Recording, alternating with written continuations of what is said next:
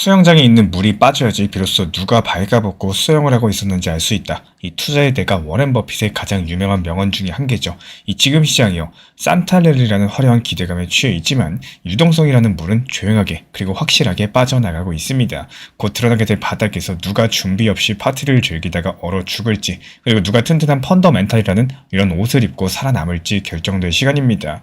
이 12월 달의 차가운 안개 속에서 우리 구독자분들은 과연 무엇을 입고 계신가요? 오늘 연말 시장을 한마디로 정리하자면 이렇게 보입니다. 이 겉으로 봤을 때 산타 모자를 쓴 차트가 반짝거리고 있지만요. 배경음악을 꺼보면 어디서부턴가 유동성들이 마르는 소리가 서서히 들려오는 순간인데요. 대부분의 투자자분들께서 12월 11일, 그러니까 미국 현지 시간으로 12월 10일에 열리는 미국 FOMC에서 금리 인하가 나올 것이라고 믿고 계십니다. 실제로 확률로 말씀드리면 85%라는 숫자까지도 붙여가면서 거의 확정적이다라고 말하고 있는 분위기인데요.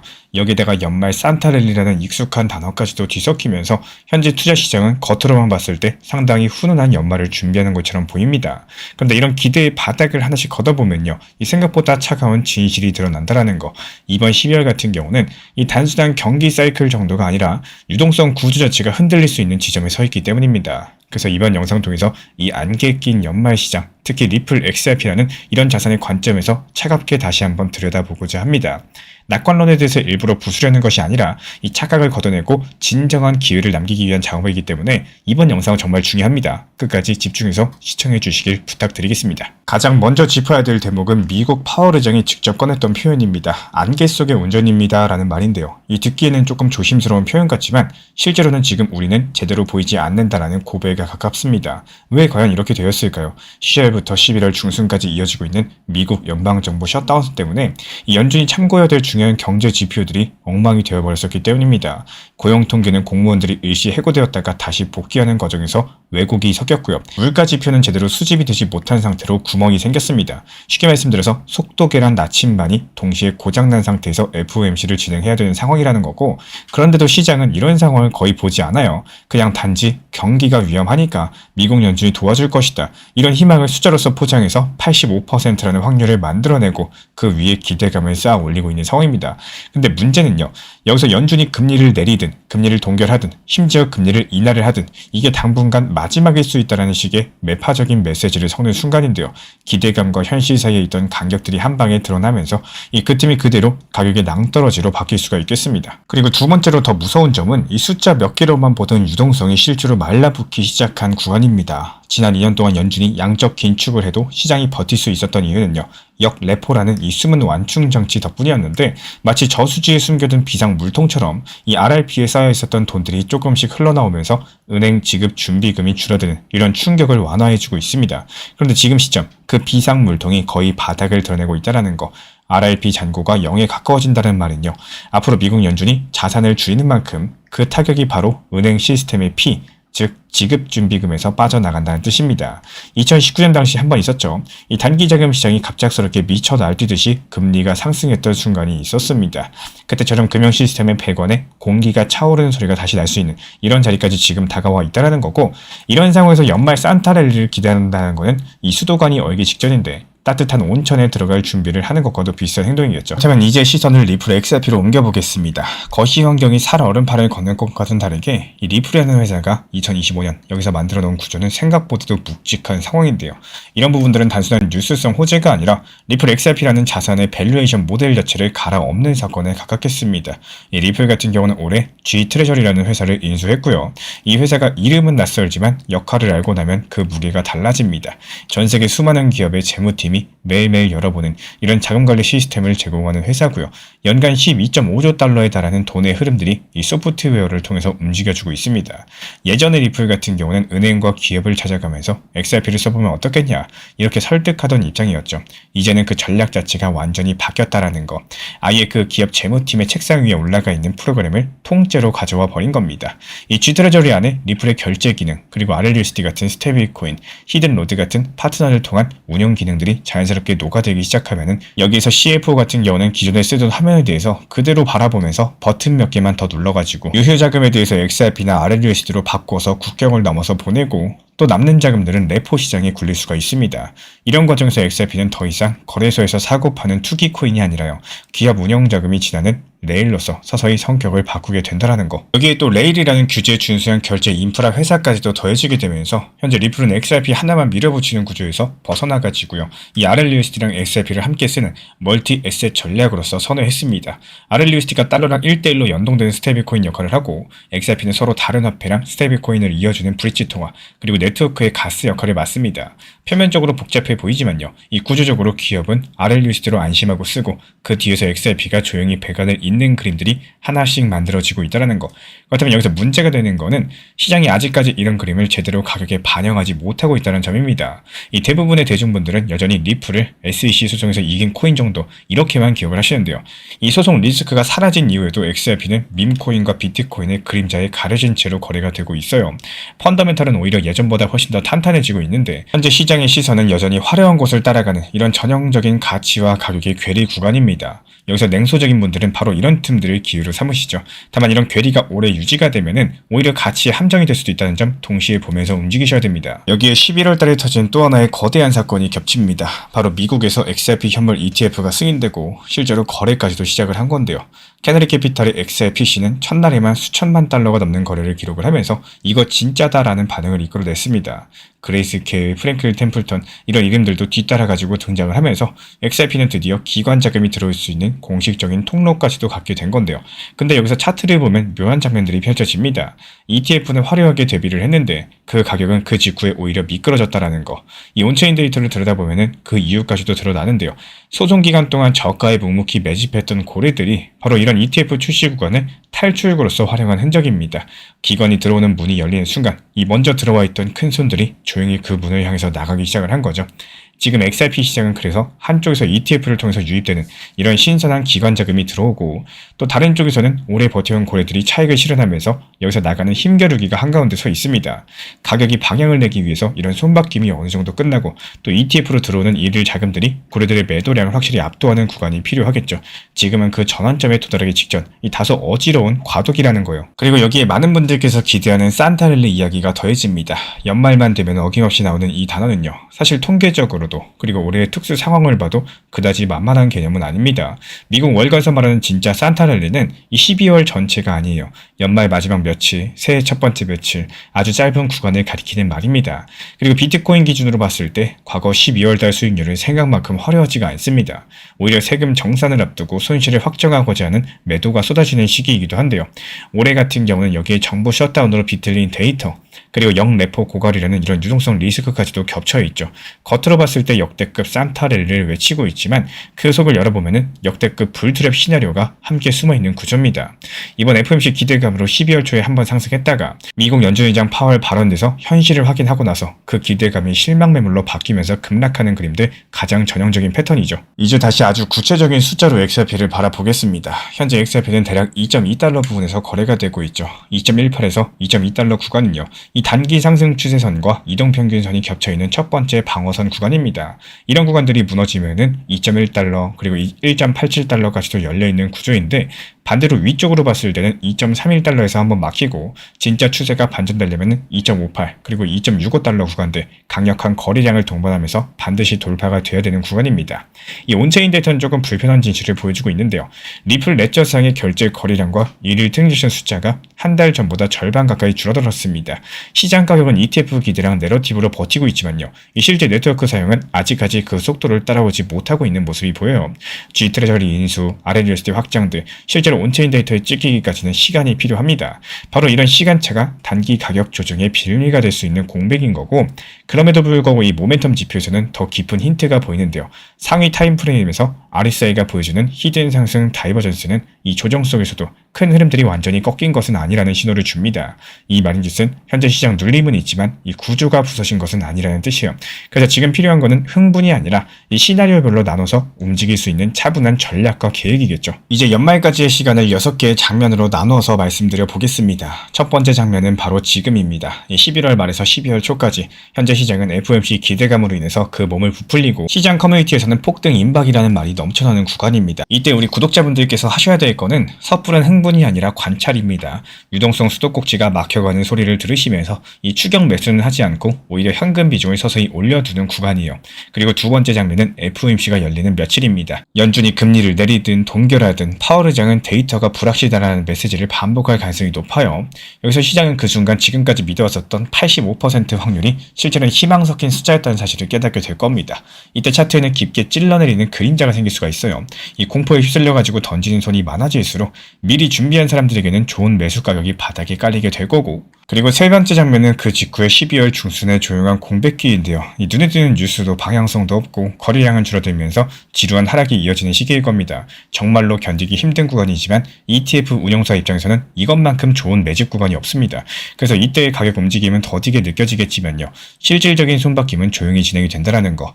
이런 구간에서 우리는 2.1달러 부근이 얼마나 단단한지, 비트코인이 흔들릴 때 XRP가 어느 정도 버텨줄 수 있는지 눈여겨보시면 되는 겁니다. 두 번째는 연말 직전이에요. 이 고래들의 매도세가 점점 줄어들 거고 ETF로 들어오는 자금이 가격 하락을 막아내는 모습들이 차트랑 온체인에 함께 찍히기 시작하는 구간입니다. 이때부터 리스크 대비 보상이 서서히 좋아지게 될 텐데요. 이 아래로는 기관들도 싸다라고 느끼기 시작하겠다. 이런 가격대가 형성되는 자리인데다가 그래서 연말과 새해가 겹치는 시간에서는 거시 뉴스에서 잠시 벗어나서 리플이 실제로 어떤 기업 고객과 무엇을 하고 있는지, G트레저리랑 RLUSD가 어떻게 묶이는지 여기에 대한 스토리가 슬슬 부각되기 시작을 할 수 있는 구간입니다. 내러티브가 금리랑 정치에서 실제 사용과 인프라로 옮겨가는 시점이라는 거고, 이런 흐름들이 맞물리게 되면요. XRP는 단순한 알트코인이 아니라 핀테크 인프라 자산으로 다시 평가받는 계기를 맞을 수 있겠습니다. 그리고 마지막은 다음해 새해 첫 주인데요.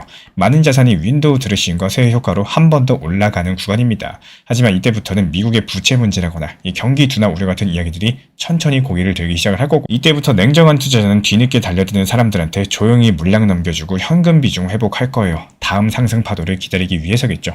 이런 모든 이야기를 관통하는 한 줄은 정말 단순합니다. 지금 XRP 투자자분들에게 필요한 거는 막연한 믿음이 아니라 차갑게 정된 데이터와 시나리오라는 거. 리플은 G트레저리랑 레일 인수하면서 과거의 어느 때보다 강력한 구조적인 엔진을 손에 넣었습니다. 이게 언젠가 XRP 가격을 완전히 다른 레벨로 보낼 수 있는 기반이라는 거. 하지만 그 길로 가는 첫 번째 관문인 12월 달은요. 이 산타가 아니라 매크로랑 유동성이 룰을 정하는 달이라는 거고, 기관들은 인프라를 사고 개미는 뉴스를 산다. 이런 말이 있죠. 여기서 우리가 선택을 해야 될 쪽은 명확합니다. 이 뉴스의 크기보다 배관의 두께를 보고 공포의 깊이보다 유동성의 방향성을 보는 쪽인데요. 산타클로스는 우는 아이에게 선물을 주지 않는다라고들 말을 하고 있죠.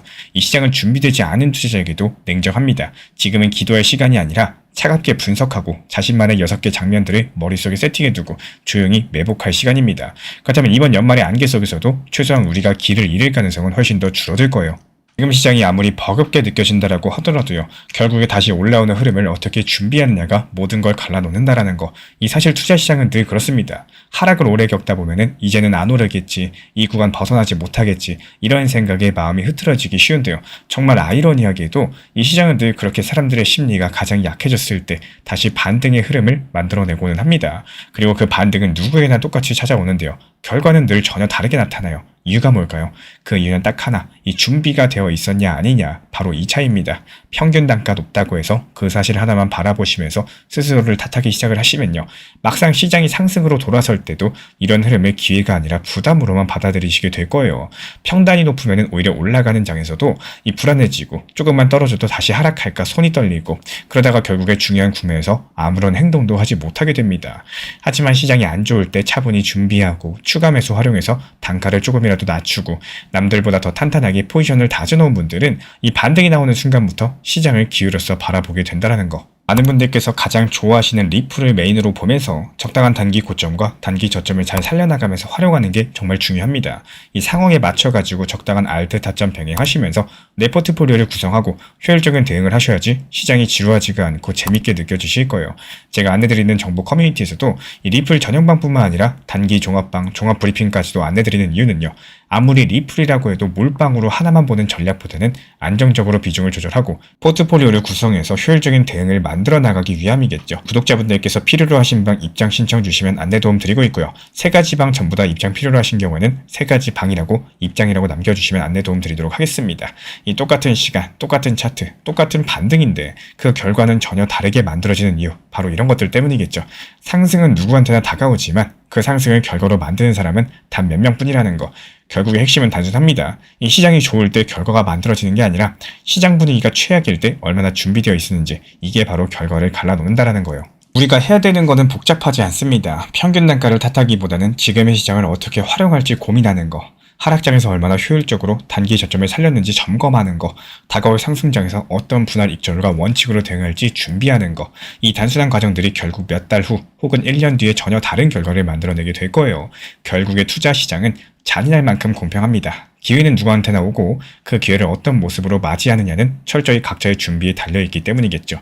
결국에 살아남는 건 준비된 사람, 그리고 흔들리지 않는 사람입니다. XRP든 비트코인이든 결국에 시장은 감정이 아니라 숫자랑 구조로 움직입니다. 특히 기술적인 자리랑 온체인 흐름들, 우리 개인분들께서 혼자서 실시간으로 체크하기 상당히 어려운 영역인데요. 그래서 제가 보는 차트 포인트, 온체인 지표, 그리고 그 숫자들이 실제 시나리오 안에서 어떻게 연결되는지 정확하게 정리해서 도움드리고 있습니다. 이 자료 받고 싶으신 분들은 현재 보이는 번호로 문자 신청 주시면 되고요.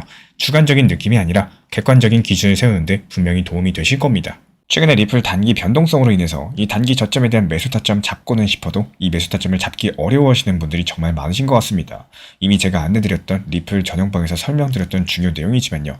핵심 내용 6가지로 노하우 압축해서 한번 설명드려 보려고 합니다. 유튜브에서도 업로드 드리면서 짧게 설명드린 내용이지만요. 조금 더 쉽게 설명드리기 위해서 정보방에서 안내드린 내용으로 설명드려 보도록 하겠습니다. 우리 코인 신사 채널 5강 영상이에요. 리플 바닥 신호 잡기로서 조금 더 쉽게 단기 저점 찾아내는 방법이고요. 리플 XRP에 대한 이 단기 고점에 대한 매도 중요하겠지만요. 지금 같은 시장에서는 이런 단기 저점들을 얼마나 잘 찾아내고 여기에 대해서 원칙 매매를 활용할 수 있는지가 정말 중요한 타이밍입니다. 예를 들어가지고 강력하게 폭락하는 공포 구간에서의 바닥 신호라거나 이에 따른 거래량 움직임이 어떻게 됐을 때 바닥인지, 그리고 지지 구간 잡는 방법이라든지 각종 보조지표를 활용해가지고 하락 음봉 패턴에 대해서 분석 도움 드리고 있고요. 여러가지 다양한 방법으로서 6가지 내용 중에 앞부분만 짧게 설명을 드려봤습니다. 이 시간 관계상 전체적으로 설명드릴 수가 없기 때문에 필요로 하시는 분들께서는 리플 전용 정보방 신청 주시면 참고해 보셔도 좋으실 것 같습니다. 단순하게 고점에서 매도에 대한 욕심만 생각하시다 보면은 결국에 단기 저점이라는 이런 중요 타점을 놓치게 되는 경우가 상당히 많습니다.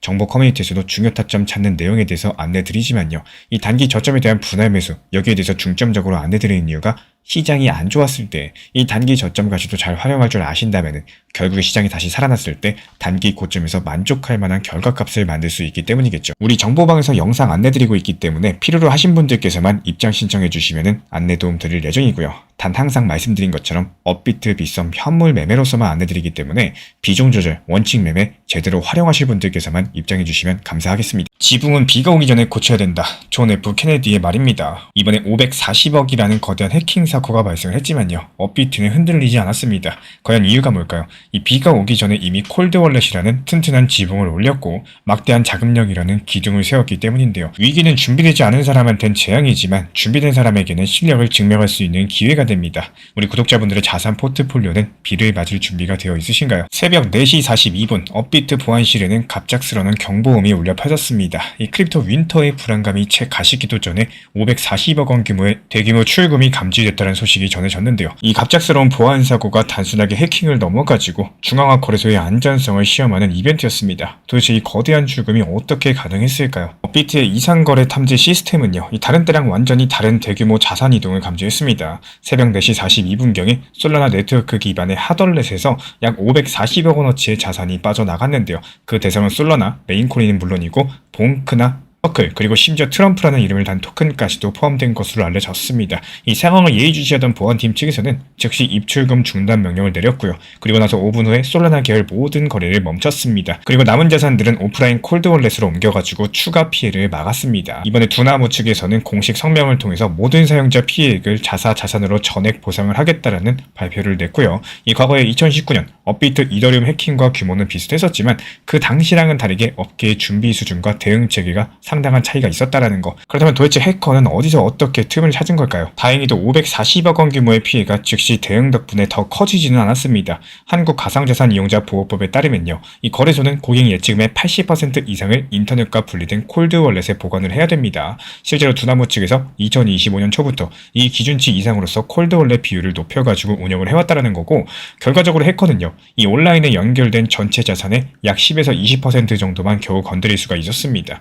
마치 무너진 제방을 급히 보강을 한 것처럼 이 콜드월렛 정책이 전체 지급불능 위기로에 번지는 것들을 원천 차단했다라는 거. 그럼에도 불안감은 남아있었죠. 과연 해킹 사건 앞에서 거래소가 버틸 수 있을지, 그리고 내 돈은 안전할지, 이런 질문들이 들려왔습니다. 하지만 여기서 걱정은 기우였다라는 거. 이 두나무 측에서는 탄탄한 재무력을 자랑을 하고 있습니다. 2025년 3분기에만 순이익이 2,390억을 거뒀었는데 이 정도면 540억 정도의 손실은 4분기 이익의 4분의 1도 안 되는 수준이었죠. 2024년 연간 영업이익이 1조 1,800억에 달했었고 이 주주총회에서 확정된 배당금 규모도 수천억 원이었습니다. 즉 이 회사 자체가 해킹 피해액의 수배에 달하는 돈을 이미 주주들한테 현금으로 나눠줄 만큼의 엄청난 현금 창출 능력에 대해서 보유해온 셈이기 때문에 계산해보면 540억 정도는 두나무한테는 단순한 영업 비용처럼 처리할 만한 규모였어요.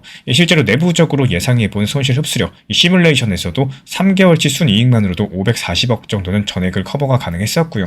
배당 예상까지 합치면 5번 정도는 보상할 수 있는 이런 수준으로서 나왔습니다.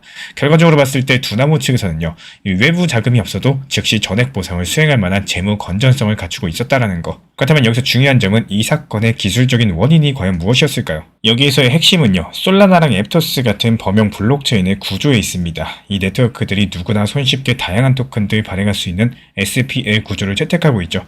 해커가 여기에 틈을 찾았다라는 거고, 이 실제로 풀린 유동코인과 이름들, 로고, 심지어 소수점 단위까지도 똑같은 가짜 토큰을 만들어낸 겁니다. 보통 거래소 보안 시스템 같은 경우는 이 토큰의 고유 발행 주소 대신에 겉모습만 보고 입금 처리하는 경우가 많은데요.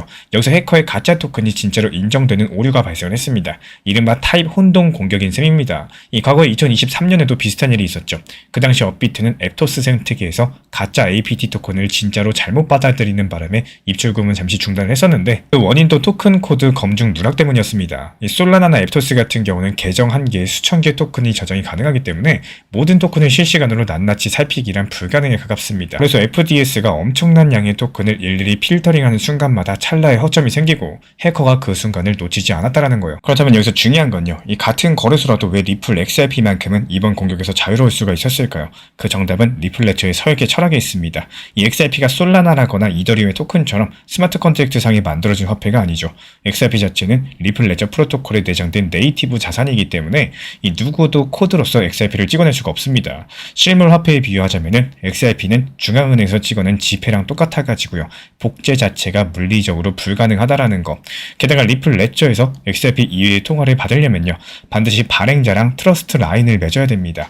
이 거래소가 신뢰하지 않는 발행자의 토큰은 아예 받을 수 없도록 설정을 해뒀기 때문에 솔라나처럼 아무 토큰이나 에어드랍 해가지고 시스템을 어지럽히는 이런 공격 자체가 원천 봉쇄가 된다는 거예요. 송금 과정에서도 차이가 있습니다. XRP를 거래소 지갑으로 보낼 때 사용하는 데스티네이션 태그는요, 단순하게 32비트 숫자일 뿐입니다. 마치 호텔 투숙객의 방번호처럼요, 이 돈을 누구 계정에 넣어야 되는지 알려주는 표시에 불과하죠. 이 숫자가 실행 가능한 코드가 아니기 때문에 가짜 토큰 공격처럼 복잡한 로직 자체가 개입할 여지가 없습니다. 업비트 서버 입장에서는 XRP가 들어왔나, 태그는 무엇인가, 이것만 확인하면 되다 보니까 보안 관리가 훨씬 더 수월하다라는 거. 유력하지만 솔라나랑 앱토스 같은 경우는 이 높은 자유도를 위해서 거래소의 검증 책임을 떠넘긴 거고, XRP는 제한된 기능으로서 프로토콜 단계에서 이 위조랑 스팸을 원천 차단해버립니다. 결과적으로 이 중앙화 거래소의 입출금 보안 관점에서 XRP 네트워크는 사고 확률이 극도로 낮은 구조를 갖추고 있다는 거예요. 그렇다면 여기서 한 가지 남은 질문은요, 이번 사건이 시장에 어떤 영향을 줄 것인가겠죠. 이 과거를 돌아봤을 때 대형 해킹은 시장에 상당한 충격을 줬습니다. 2014년 당시 마운트곡스 해킹, 암호화폐 붕괴랑 거래소 파산을 초래했었고요. 2018년 코인체크는 거대한 하락장을 불러왔었죠. 하지만 최근에는 달라졌어요.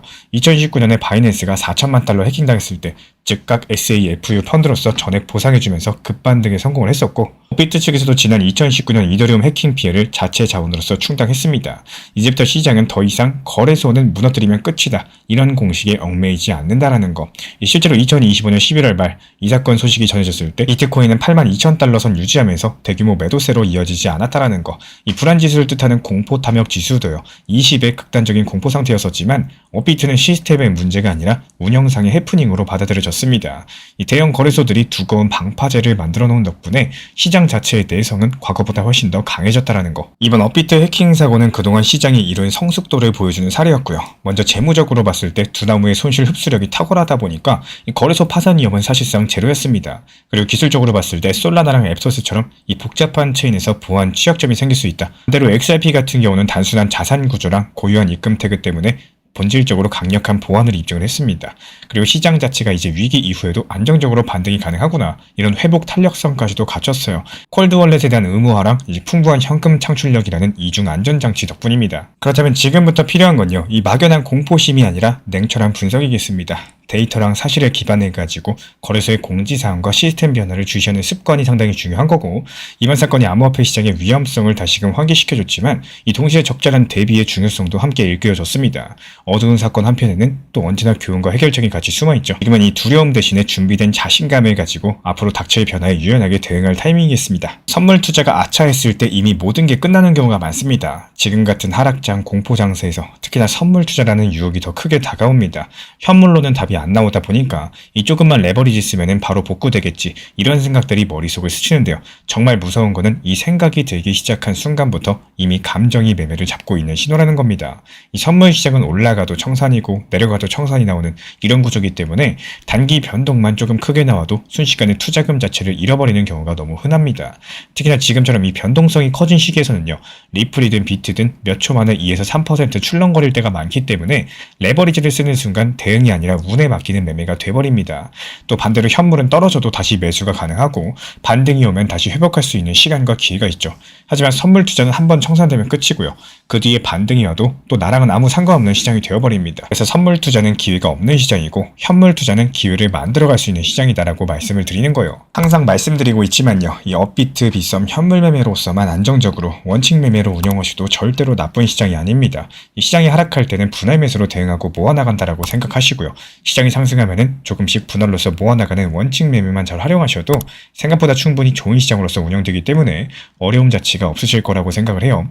제가 안내드리는 정보방에서도 항상 업비트, 빗썸, 현물 매매에 대한 중요 내용에 대해서 안내드리고 있기 때문에 필요로 하신 분들께서만 신청 주시면은 입장 안내 도움 드리도록 하겠습니다. 그리고 정말 잔인하지만요, 이 하락장일수록 선물 시장에서 많은 분들께서 무너지시고 투자 심리랑 멘탈적으로도 너무 위험하기 때문에 만약이라도 청산당하는 순간 회복 자체가 불가능에 가까운 일들이 생긴다는 겁니다. 지금 시장에서 살아남아야지 다음 상승장에서 결과를 만들 수가 있겠죠. 살아남는 가장 확실한 방법은요, 선물 투자 피하시고 현물 원칙 매매에 집중하는 겁니다. 결국에 우리가 챙겨야 될 거는 이 빠른 돈이 아니라 지속 가능한 돈인 거고, 선물은 그 반대 위치에 있다는 사실 반드시 기억해 주시기 바랍니다. 요즘 시장이 하루에도 몇 번씩 분위기가 바뀌고요. 뉴스 하나로 심리가 급격하게 흔들리는 경우가 많습니다. 이런 환경에서 모든 걸 혼자 판단하려고 하시면은 이 체력도 멘탈도 빠르게 지칠 수밖에 없다는 거. 그래서 제가 매일 체크드리는 핵심 구간들 가볍게 한 번에 볼 수 있도록 요약해서 드리고 있습니다. 필요로 하신 분들께서만 현재 보이는 번호로 문자 신청 주시면 되고요. 매매 신호가 아니라 혼자 무너지는 걸 막아주는 멘탈 안전장치라고 생각하시면 돼요. 최근에 리플 단기 변동성으로 인해서 이 단기 저점에 대한 매수 타점 잡고는 싶어도 이 매수 타점을 잡기 어려워하시는 분들이 정말 많으신 것 같습니다.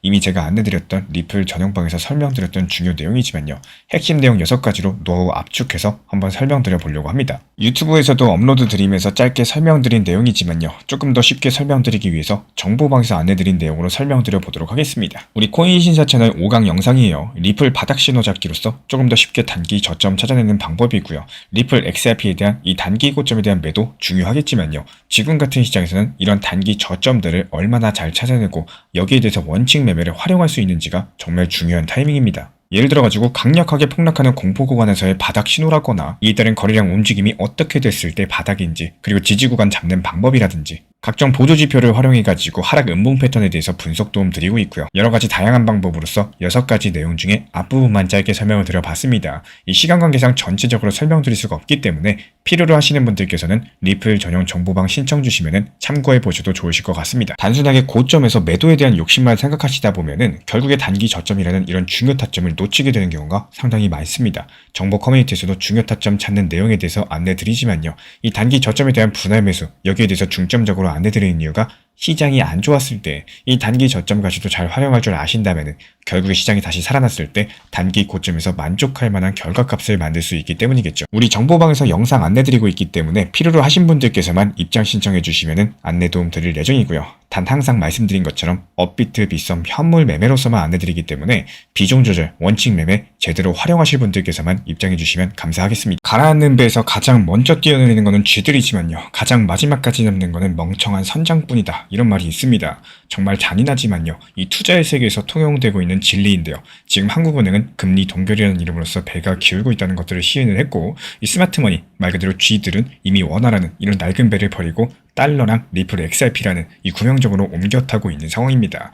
물이 발목까지 차오른 지금 상황에서 우리 구독자분들은 침몰하는 배에서 운명을 함께할 멍청한 선장이 되실 건가요? 아니면 살 길을 찾아가지고 먼저 움직이는 현명한 생존자가 되시겠습니까? 이번에 이창용 한국총재가 이끄는 금융통화위원회가 통화정책 방향회의를 열고 이 기준금리를 연 2.5%로서 또다시 금리 동결했습니다. 겉으로 봤을 때 시장 예상에 부합하는 그냥 별일 아닌 것처럼 이런 금리 동결처럼 보일 수가 있겠지만요. 오늘 이번 동결은 단순한 현상 유지 정도가 아닙니다. 이 한국은행이 현재 경제 위기 앞에서 우리가 쓸 수 있는 카드는 여기까지입니다. 이렇게 사실상 인정한 이 조용한 항복선언에 가깝다라는 거. 실제로 서울 외환시장에서는 원달러 환율이 한때 1477원까지도 상승을 했습니다. 우리가 과거에 심리적인 마지노선이라고 불렀던 가격이 1400원이었죠. 이거는 이미 오래전에 무너졌고 이제부터는 1500원 돌파를 눈앞에 두고 있습니다. 그리고 그 이상까지도 이제는 새로운 일상이 될 거고 뉴 노멀로서 받아들여야 되는 상황에 원달러 환율 2000원까지도 절대 불가능한 수준은 아니다. 이런 말까지도 돌고 있어요. 지난 1997년 IMF 외환위기, 이 기업들의 방만한 외채랑 단기 부채에서 시작이 됐었죠. 2008년 금융위기, 미국 월가의 파생상품 탐욕에서 비롯된 위기였습니다. 그렇다면 2025년 11월 그리고 12월까지 우리가 현재 마주하고 있는 현재 위기는 과연 어디에서부터 시작이 된 걸까요? 이번 위기의 본질은 대한민국이라는 시스템 자체의 노후화 그리고 성장 동력의 소멸에서 출발한 구조적인 붕괴라고 보여지고 있습니다. 현재 낡고 여기저기 구멍난 이 원화라는 배는요. 지금도 서서히 하지만 확실하게 가라앉고 있습니다. 이미 눈치 빠른 스마트머니, 자산가들은 이 배에서 조용하게 하지만 단호하게 뛰어내리고 있죠. 그들이 그렇다면 향하는 곳은 어디일까요? 미국 달러, 금, 미국 주식 물론 모두 다 포함이 됩니다.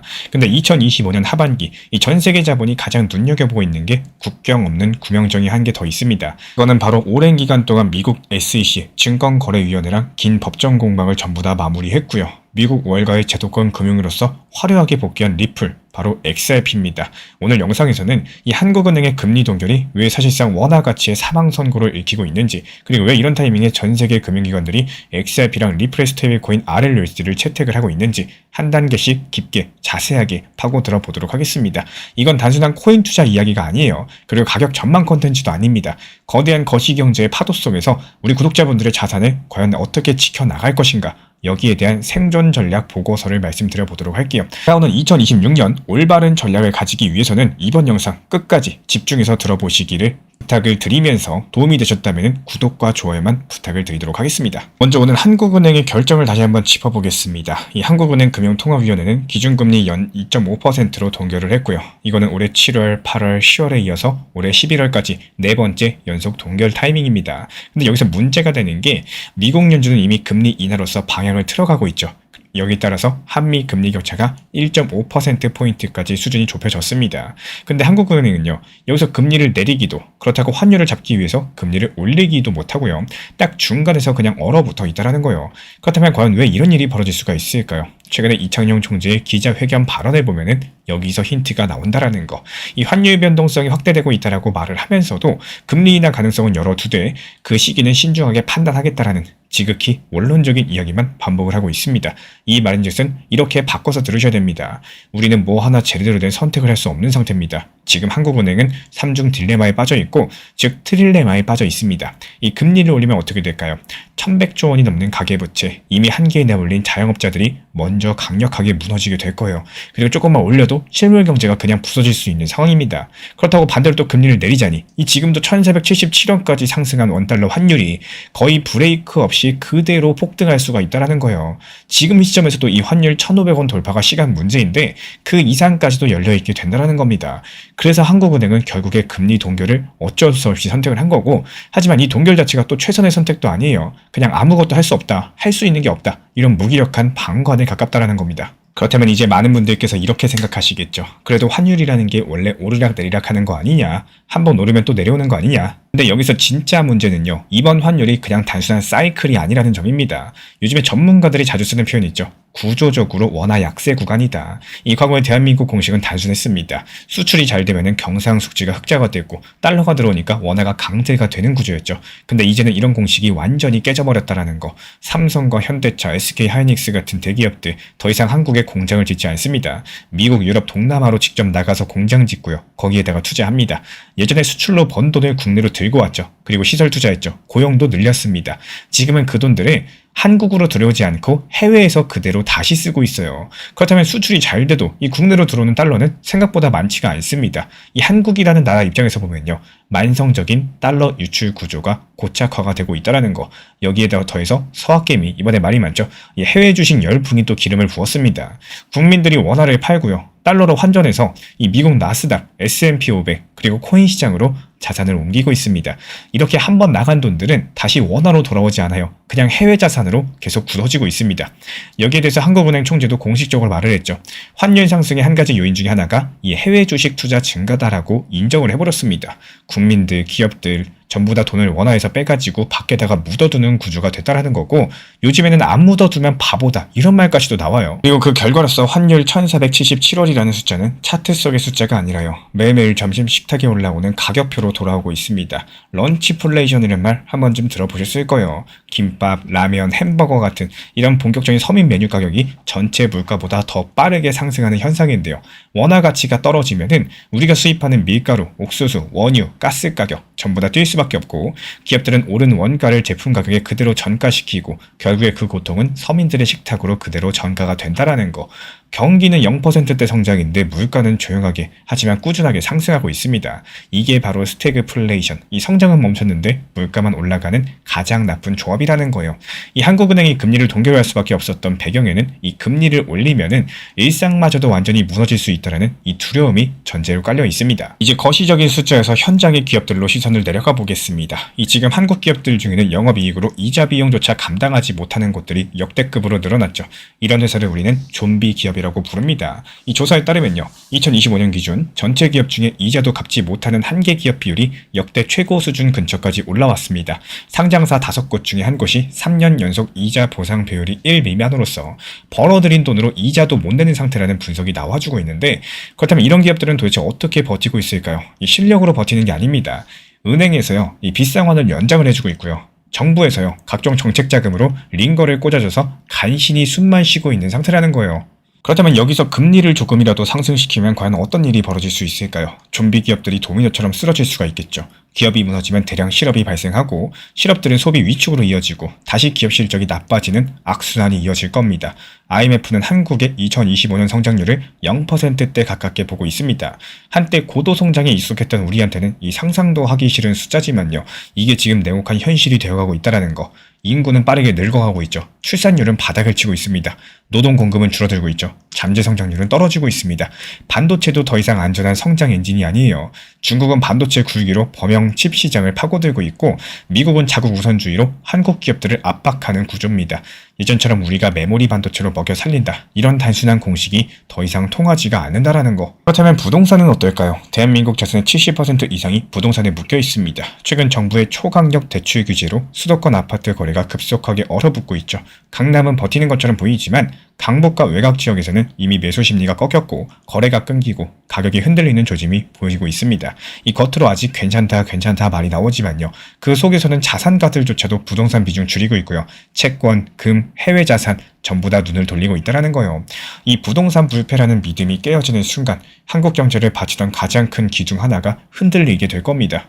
그리고 여기서 더 심각한 장면이 하나 있죠. 원화 가치를 가장 강력하게 지켜야 되는 국가기관이 오히려 원화를 팔고 있다는 사실, 바로 국민연금인데요. 국민연금은 기금 고갈을 늦추고 수익률을 높이기 위해서 해외 투자 비중을 빠르게 늘리고 있습니다. 현재 해외 주식 비중은 국내 주식의 2배가 넘는 수준까지 올라와 있는데요. 이 말이 무슨 뜻이냐? 이 국가에서 매달 원화를 시장에 내다 팔아서 달러를 사고요. 그 달러로 미국 주식을 사고 있다는 뜻입니다. 기획재정부가 국민연금과 외환 수합을 하겠다라고 다급하게 이야기하는 이유가 바로 여기에 있습니다.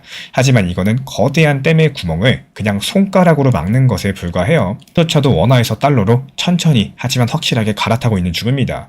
이게 바로 1477원 환율 뒤에 숨어있는 진짜 내부자 흐름인 거고, 그렇다면 개인들은 어떨까요? 이 국내 거래소의 비트코인 가격이 해외보다 비싸게 거래되는 김치 프리미엄 현상이 다시 고개를 들고 있습니다. 그렇다면 왜 이런 일이 벌어질 수 있을까요? 이 한국인들이 유난히 투기적이어서가 아니에요. 원화 자산만 들고 있다가 한 방에 무너지는 경험들을 IMF 때, 위안위기 때, 부동산 폭등 구간에서 너무나도 많이 봐왔기 때문입니다.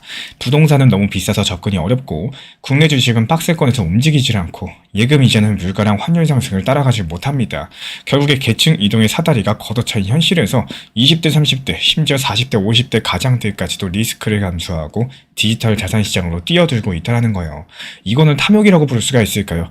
이대로 가만히 있으면 죽는다라는 생존 본능에 가깝다라는 겁니다. 그리고 여기서 이번 영상의 핵심이자 가장 중요한 질문이 한 가지 나옵니다. 그렇다면 왜 수많은 코인 중에서 왜 하필 지금 리플 XRP일까요? 2025년 11월 그리고 다가오는 12월까지 XRP 역사에서 가장 중요한 분기점 중에 하나가 될 겁니다. 이 몇 년 동안 XRP의 발목을 잡았던 SEC 소송 리스크는 완벽히 정리가 됐죠.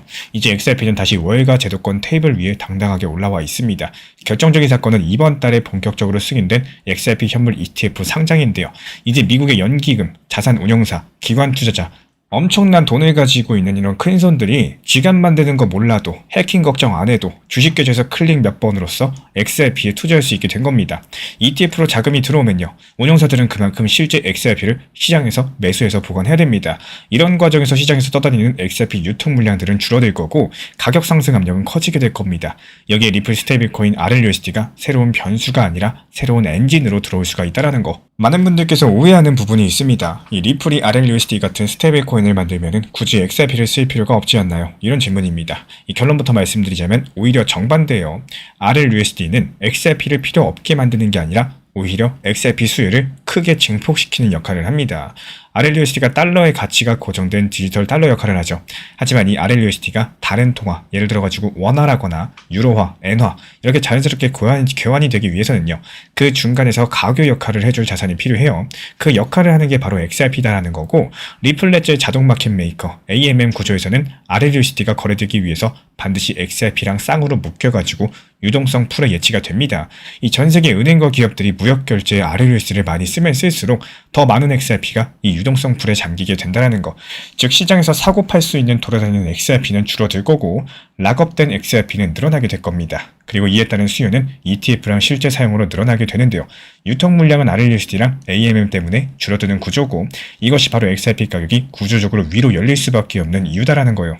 이제 다시 원화 이야기로 돌아가 보겠습니다. 이 대한민국 원화는요. 우리나라에서 국경 안에서만 통하는 로컬 통화죠. 한국 경제가 흔들린다? 원화라는 티켓도 같이 흔들리겠죠. 이 국가의 신용과 성장성이 약해진다면은 원화는 그 자체로 리스크가 됩니다. 또 반대로 XRP는 어떨까요? 이 특정 국가에 묵혀있지가 않습니다. 어느 한 나라의 중앙은행이나 정부가 마음대로 찍어낼 수도 없습니다. 국경을 넘나드는 결제랑 송금, 위험 회피 수단으로 쓰일 수 있는 완전히 다른 종류의 자산이라는 거. 이 지금 세계는 탈달러화 전쟁, 그리고 디지털 화폐 전쟁이 동시에 벌어지고 있는 시대입니다. 브릭스 국가들은 달러 의존도 줄이려고 하고 있고 미국은 스테이블코인 규제를 통해서 달러 패권을 디지털 세계로 옮기려고 합니다. 이런 복잡한 싸움 속에서 리플과 XRP는요. 특정 국가에 치우치지 않은 이 중립적인 가교 통화, 브릿지 커런시로 자리 잡아가고 있다는 거.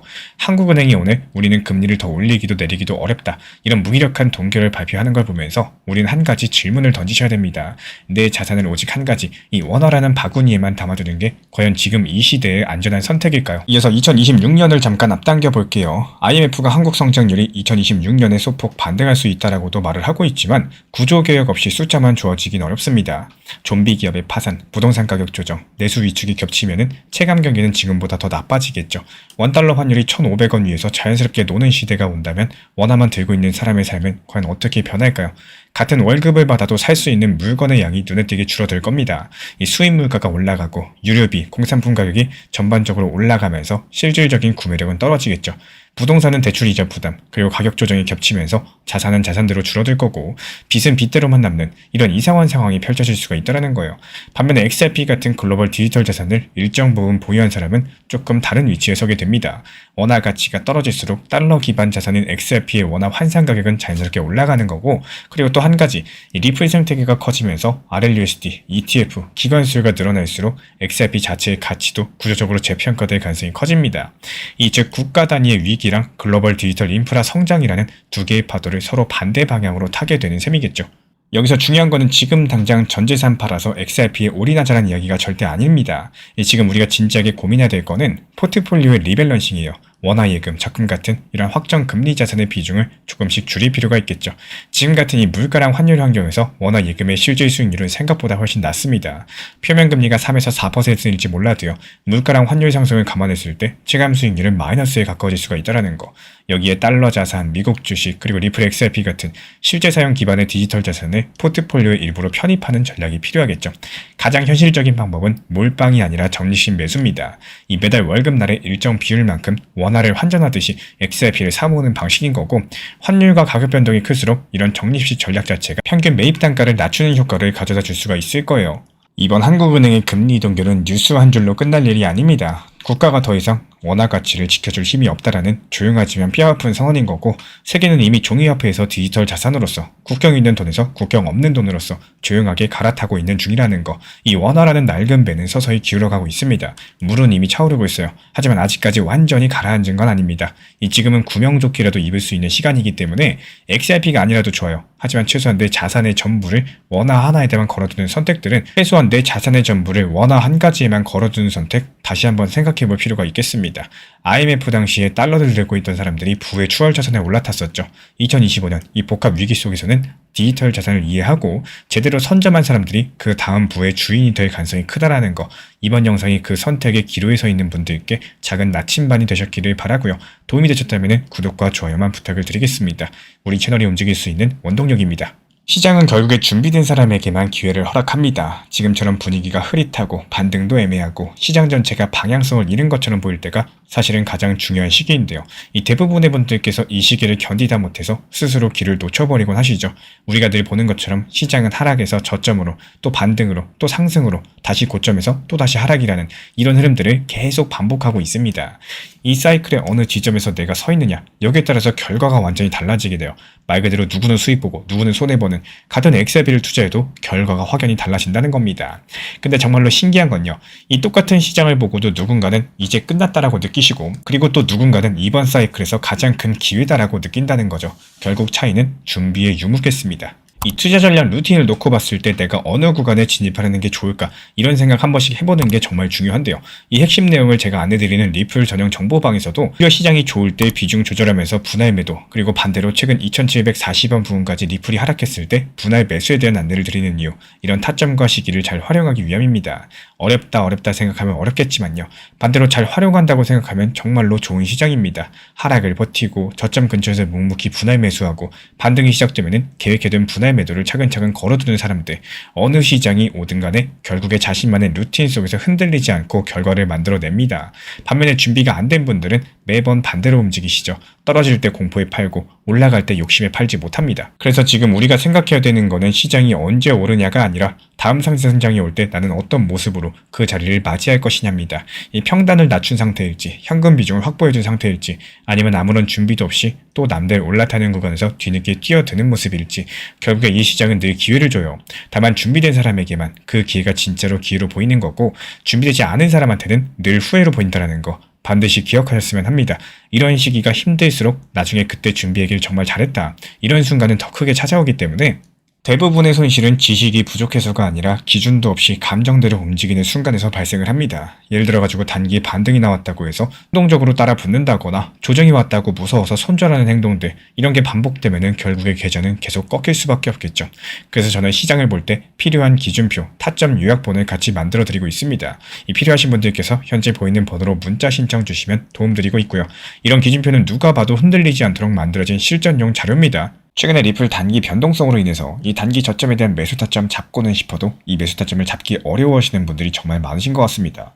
이미 제가 안내드렸던 리플 전용방에서 설명드렸던 중요 내용이지만요, 핵심 내용 6가지로 노하우 압축해서 한번 설명드려 보려고 합니다. 유튜브에서도 업로드 드리면서 짧게 설명드린 내용이지만요, 조금 더 쉽게 설명드리기 위해서 정보방에서 안내드린 내용으로 설명드려 보도록 하겠습니다. 우리 코인 신사 채널 5강 영상이에요. 리플 바닥 신호 잡기로서 조금 더 쉽게 단기 저점 찾아내는 방법이고요. 리플 XRP에 대한 이 단기 고점에 대한 매도 중요하겠지만요, 지금 같은 시장에서는 이런 단기 저점들을 얼마나 잘 찾아내고 여기에 대해서 원칙 매매를 활용할 수 있는지가 정말 중요한 타이밍입니다. 예를 들어가지고 강력하게 폭락하는 공포 구간에서의 바닥 신호라거나 이에 따른 거래량 움직임이 어떻게 됐을 때 바닥인지, 그리고 지지 구간 잡는 방법이라든지 각종 보조 지표를 활용해가지고 하락 음봉 패턴에 대해서 분석 도움 드리고 있고요. 여러가지 다양한 방법으로서 6가지 내용 중에 앞부분만 짧게 설명을 드려봤습니다. 이 시간 관계상 전체적으로 설명드릴 수가 없기 때문에 필요로 하시는 분들께서는 리플 전용 정보방 신청 주시면 참고해 보셔도 좋으실 것 같습니다. 단순하게 고점에서 매도에 대한 욕심만 생각하시다 보면은 결국에 단기 저점이라는 이런 중요 타점을 놓치게 되는 경우가 상당히 많습니다. 정보 커뮤니티에서도 중요 타점 찾는 내용에 대해서 안내드리지만요. 이 단기 저점에 대한 분할 매수, 여기에 대해서 중점적으로 안내드리는 이유가 시장이 안 좋았을 때 이 단기 저점까지도 잘 활용할 줄 아신다면 결국에 시장이 다시 살아났을 때 단기 고점에서 만족할 만한 결과값을 만들 수 있기 때문이겠죠. 우리 정보방에서 영상 안내드리고 있기 때문에 필요로 하신 분들께서만 입장 신청해 주시면 안내 도움 드릴 예정이고요. 단 항상 말씀드린 것처럼 업비트 빗썸 현물 매매로서만 안내드리기 때문에 비중 조절, 원칙 매매 제대로 활용하실 분들께서만 입장해 주시면 감사하겠습니다.